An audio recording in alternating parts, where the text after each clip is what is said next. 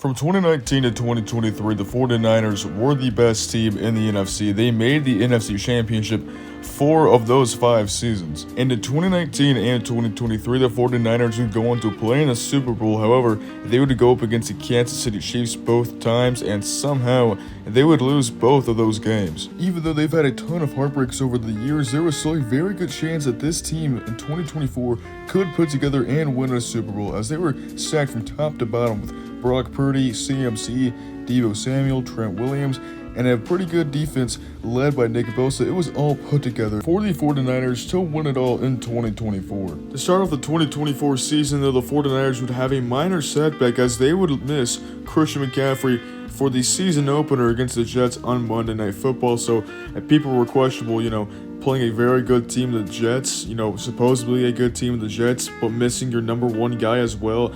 Could they win this game even? And despite missing their best player on the team, the Jets still manhandled the Jets. Wait, did I just say the Jets?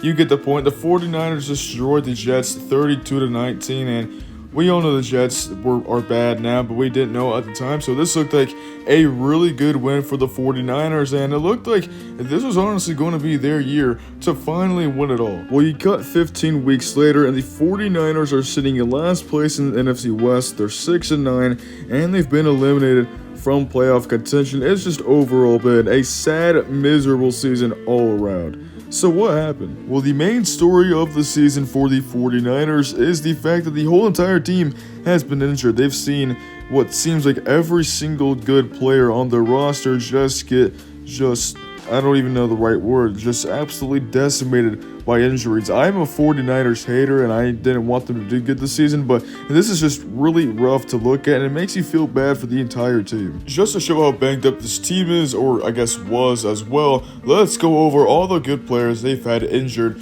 over the course of this season. The greatest offensive lineman of our generation, Trent Williams, has played only 10 games this season, and he actually played every single game. Up until recently, he's missed the last 5 games, and it looks like he's not going to play at all for the rest of the season. Also, Trent Williams' nickname on Pro Football Reference is Silverback.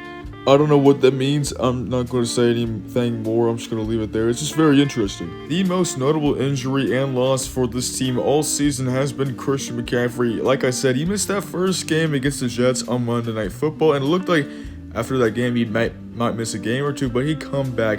He'd be healthy, but he just kept on missing game after game. It's like, where is Christian McCaffrey at? And then he finally plays. He plays 4 games, and then immediately on Sunday Night Football against the Bills, his season ends, and it's just like, man, we're witnessing Christian McCaffrey on the Panthers all over again. So injury prone, can't stay on the field.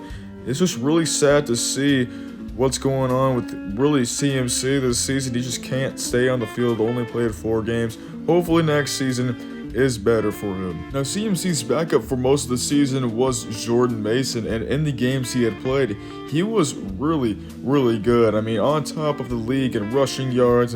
He was, doing really well in a Kyle Shanahan system, but he has missed the last 3 games, and it looks like he's done for the season. And CMC and Jordan Mason aren't the only running backs that have dealt with injuries over the course of this year. This is a tweet from Adam Schefter on December 19th before their game on Sunday against the Dolphins, and as you can see, Jordan Mason and CMC, we already talked about how they have season-ending injuries. So does Elijah Mitchell, but Isaac Guerendo, the 4th-string running back, was also questionable on Sunday, and he's also questionable again for this week, which means they have to go to their 5th-string running back. I've never seen that before from any team, having to go to their 5th-string running back. It's absolutely insane. It's going to be a long time before we hear anything like that, and I want this story to stay alive. 5th-string running back. Brandon Aiyuk's situation makes this season a lot more interesting for the 49ers, because if you remember in 2023, he had his breakout season, and then during the offseason, all this talk was starting to come out about how he wanted to be traded. He didn't want to play for the 49ers. He might have got traded to the Steelers, Commanders, Patriots, pretty much anywhere, but he stays with the 49ers. All the 49ers fans are happy, and he only played 7 games, and in those 7 games, he just does not play well. And then he has a season-ending injury. Really unfortunate, because he could have bounced back and played better, but just an overall interesting very curious situation. Now there is more to go over. Guys like Brock Purdy have only missed a few games but have stayed healthy throughout the entire season. I'm just going to go through a list right here that's on ESPN. These are all the guys that are currently injured, so that's not even taking account for all the guys who have been injured over the course of the season but have gotten better. All that fun stuff. So you see Drake Jackson has been out for the entire season. Javon Hargrave has been out for the entire season. That's a huge blow because when he's playing, he's an all-pro caliber player. We already talked about Eli Mitchell and Brandon Aiyuk. Something that's crazy that I had no idea. Mitch Wishnowsky, I think I'm saying that right, the punter, has been out for the whole season. That's insane. The freaking punter. You know your team is banged up and cursed when your punter is out for the entire season. And here's all the guys who got on the injury report on December 23rd. They might shut down some of these guys for the rest of the season, which makes sense because there's just no point in playing playoff. There's no point in playing games anymore this season. If you're the 49ers, you're eliminated from playoff contention. You might as well just put in the guys who don't get any playing time and just let them develop. Now, injuries haven't been the only thing that's been holding this 49ers team back. Some other guys have just not been playing that well. They've taken a step back from what they usually are. One of those guys is Deebo Samuel. He's been healthy for most of the season. He's only missed one game, but in those 14 games, he only has 665 receiving yards, 2 touchdowns, 120 yards rushing, and only 1 rushing touchdown. So, yeah, Deebo Samuel just hasn't been good. He's also been leading the team in drops. Deebo Samuel would post on Twitter. Sorry about that, that was my PlayStation. Just got done watching Pitt and Toledo. That was an absolutely fun game. Glad Toledo won. Anyway, Deebo would go on Twitter and say that it wasn't his fault they were losing games. He just needs to get the ball more. He's not getting the ball enough. But then he got community noted and said that he was leading the team in drops. So he was getting the ball and it was his fault. One of the craziest community notes I've ever seen. And he would go on to say that he was talking about another guy. So was he telling the truth there? I don't know, maybe, we have no idea, but just a crazy sequence of events. There was also a moment where Deebo Samuel kind of got into it with the kicker and the long snapper in a game against the Bucks.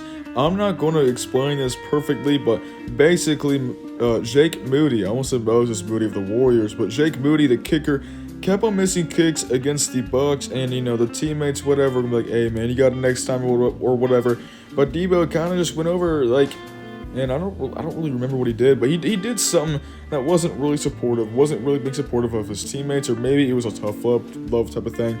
I don't know, but he was kind of just being a jerk, I guess, to them, and so the long snapper kind of stepped up for the kicker and himself, and then at the end of the game, Jake Moody would make the game-winning kick, even though I'm a 49ers hater. I was happy for Jake Moody just because that's a human being, and that probably, right, he probably forgot all those kicks that he missed, and so I was really happy for him. And after the game, Deebo Samuel kind of looked like he knew he messed up, and he didn't really go up and say anything to the kicker or the long snapper, so it was probably a thing where he's just being a jerk and not a tough love type of thing. I'm kind of yapping right now. If you want to see the whole thing, go watch John Boy's video about it. It's really good, but yeah, Deebo's just kind of been in a lot of interesting stuff this season. Another guy who's kind of taken a step back this season is Brock Purdy, the 30-year Mr. Irrelevant man out of Iowa State, has only thrown for a little under 3,500 yards, 17 touchdowns, and 10 interceptions. A big step back from his MVP caliber season in 2023, and he's kind of proven all the Brock Purdy haters right, that he's kind of a system quarterback.